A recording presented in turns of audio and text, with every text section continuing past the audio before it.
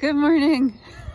So I'm laughing to myself because I am super over analyzing where to place the 144 trees and shrubs that we got from Oakland Farm. So we were blessed with an awesome grant through Accelerating Appalachia that's supported by the USDA. And so we are introducing all these different trees and shrubs to our pastures, which will provide shade for the alpacas, as well as soil retention and sequestering carbon, which of course is the major goal, and hopefully help with slowing down water from running down our hills, because if you've been out for a tour, you know we have pretty good hills. Some of you I've had hike up and down them to get to see the alpacas, but you've all been good sports. But anyway, so we have multiple species, and so what I'm out here trying to figure out is where to place everybody, because I have to think about it when I have to bush hog this field, because inevitably I'll have to mow it. Because we're on hills, there's some places that are not safe to turn the tractor around. So I have to make sure that I don't encumber the space so much that I put myself in jeopardy where I can't turn the tractor around. I have to, of course, think about the alpacas grazing out here, because they're gonna wanna try and graze on all of these yummy treats that I've just planted for them. So I have to set up my pasture rotation to be able to fence them out of being able to have access to the baby trees and shrubs. And lastly, the field that I'm in right now is where we go sledding in the winter. It's one of the steepest hills, so all the more reason for the tractor turning to be important, but also I need to make sure that I leave gaps in the tree line so that we can still go sledding over here, because I mean, that's important too. The other thing that I'm over analyzing about the tree placement that I just realized is the species. So they all have different light requirements. They have different, because we have trees and shrubs, they have different spacing requirements, and we're planting them a little bit closer together in order to instigate more vertical as opposed to horizontal growth.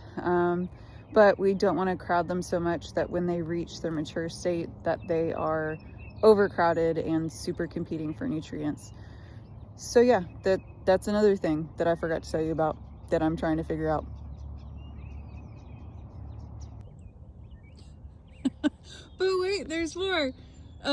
In placing the different species, I also have to recognize that this field is the one that has the power lines in it. So I can't plant species that are going to get tall enough that they're going to interfere with our power lines. Or heaven forbid if one of them were to ever fall, if they fell across the lines. So the species that I plant uphill from those lines have to be short. They have to be low growing. So I think the tallest tree that I'm putting in here is going to grow to 30 feet. So that should be good. So down below the power lines, and then on the other side when it goes underground, that's where I'll put the bigger species of trees. Oh, and yeah, my septic tank and leach field are over there. So I also have to think about that. I cannot plant so close to the leach field that the tree roots are gonna get into that area. Yeah. Go ahead, sing your song. The plant bucket, it delivers plants. The plant bucket, it fires the plants. No, don't fire the plants. It does a dance, the plant bucket. It drops it like a tot. Sean. The plant bucket.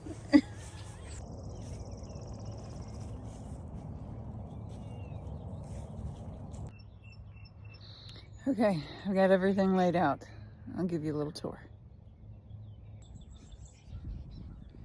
Down here in the bottom of the field, we're starting off with American plum. If you don't know, we have a native plum. They are like the wild strawberries, small but mighty. They are super tasty, but they're just small. So that's why you don't really find them in the grocery store. And then we got a sycamore. We have some sycamores down in the woods right behind here. And my favorite is that the red-tailed hawk nest that we know exists is in that sycamore right behind us over there. So I love these big white trees. They look cool against the green of the forest. Next up, let's see, what are you, little guy? That's an American hazelnut. So, starting to bud out. Get some good hazelnuts in the future. I've never tried Nutella. Maybe we can give a stab at making our own. That's a white oak. This is a spice bush. Super cool scent to it if you were to smell the wood. This is a really good food producer for wildlife. And the spice bush swallowtail, this is the host plant for that butterfly. So I love watching those butterflies around here. So hopefully we'll get more of them. Down there, even though he's a little stick of a tree right now, that's a sassafras. So sarsaparilla used to be made out of the root of that tree. It is one of my favorite fall foliage trees. It has like this super bright fluorescent, almost orange color to it. Here's the lovely eastern redbud. The adult ones are blooming right now, but this little guy is gonna hopefully stay dormant for just a little bit longer. Down there is a maple. That's a black maple. Here is witch hazel. The wood is used in skincare products, and it has a really cool looking flower in like February, late February, early March. It's yellow. It's really funky looking. There's another sycamore. Here is another spice bush. That's another white oak. Another plum. That is, let's see, what are you? Sugar maple, probably. No, that's a white oak. So maybe that last one over there, that must be the sugar maple. Okay. Oh, nope, there it is. Yeah, sugar maple. I have to be extra careful about these guys because the animals like to eat them. There's another hazelnut. That one's starting to leaf out pretty good. Yeah.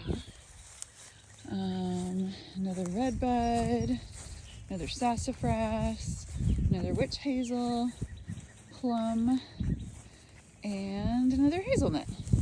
Okay, so these are all at the bottom. Where we started down there, kind of just beyond where the wheelbarrow is the leach field. So I had to go down the hill a little bit more than I would have liked, but I just had to stay out of that leach field from our septic tank. Okay, another thing about where this row of trees is here's the guy wire for our power pole. So we put these downhill from that power pole. And the trees that are at the end here, those are all low growing. They're not gonna get very tall. So they're not gonna put this power pole under threat, thankfully. What kind of tree do you have there? Black Hall Vibranium. Viburnum. Viburnum? Vibranium. Yeah. Yeah. How do you feel about planting 144 trees in less than 48 hours? That's not bad. Yeah? Yeah, I got really good help.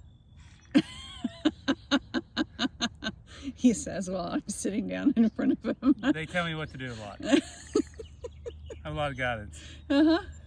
Also have spectators. You know, I I did all the heavy thinking. Yeah, because you're the boss. You're missing the spectators. The spectators? Okay, let me turn the camera around. You do have some good spectators. Hi, boys. Oh, Papa. Yeah, so up here, where we're underneath the power lines, this is where I had to put all the smaller trees. So pawpaws don't get very big, and if you've never had a pawpaw, the favorite in our house so far is ice cream. So you can make pawpaw ice cream, and it's like a lot of people say it's like a banana custardy kind of fruit, but we think it actually has a tint of mango. It tastes more like a mango to me. I do get the banana, but a lot of people don't like them raw because of the consistency. It is pretty slimy. So, but that sliminess is excellent in ice cream. So also up here we put some more of the plum trees, some more hazelnut. What else is up here, Rob? A red bud.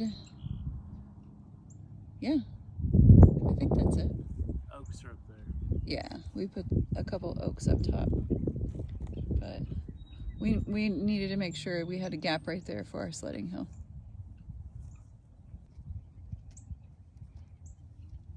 What was your question?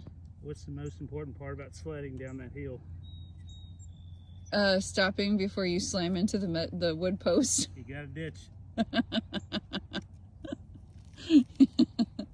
Yeah, if you hit the wire, the actual fence, it's not the end of the world. But if you were to hit that wood post, it would be pretty bad. I mean, the fence stops the kids at least, which that's good. They're getting better at bailing and steering, but they sometimes don't stop. All right, boys, are you ready to go back out on grass and not eat my trees? Here, boys. Here, boys.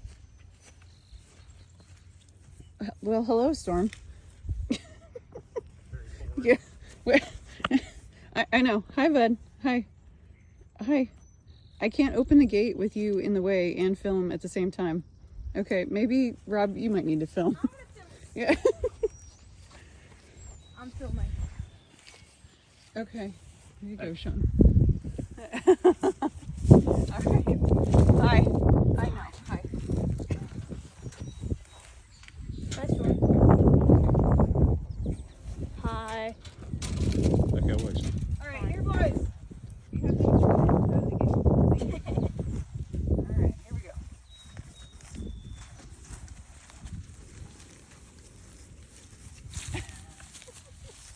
Hey, little fella. Oh, we need to get that other roll of fence out of here. I'll get it. You coming? Rocket, come on. Big boy, let's go. Good llama. Hey, big boy. You're getting the fence. I'm filming. There, Sean, put your hand down. Come on.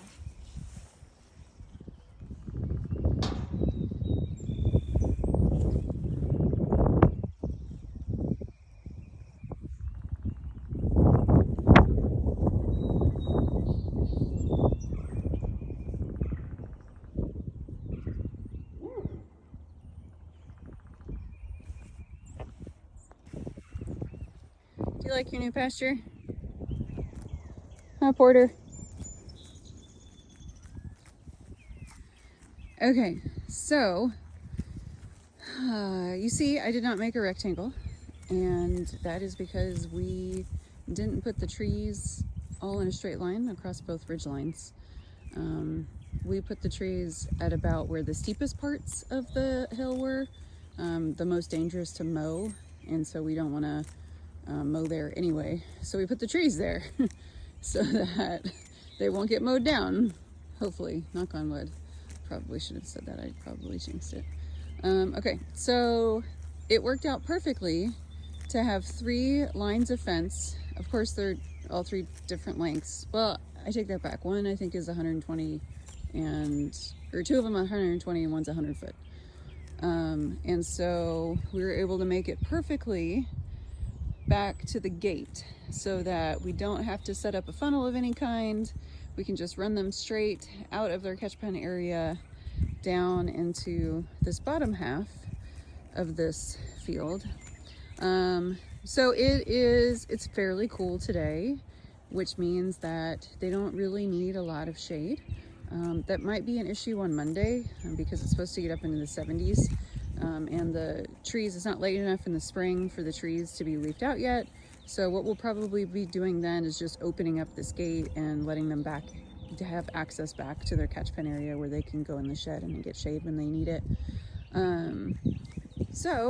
But we're gonna go now and find some tape, and I'm gonna put tape around the end poles of each of these nets, and I'm gonna label them. And Sean says he is gonna come up with the names for each roll of fence. So we're gonna label the fences, and then I'll take a picture of this paddock so that we can write those fences on the back of that photo and have our own little pasture rotation photo book log so that we know what fence rolls that we used to make this paddock that magically worked the first ever time that we ever attempted it, so that we can replicate it in the future, because if I don't create some kind of record, it is definitely not going to work out perfectly the next time. So there you go. Happy alpacas grazing on grass. Rotational grazing, part of regenerative agriculture.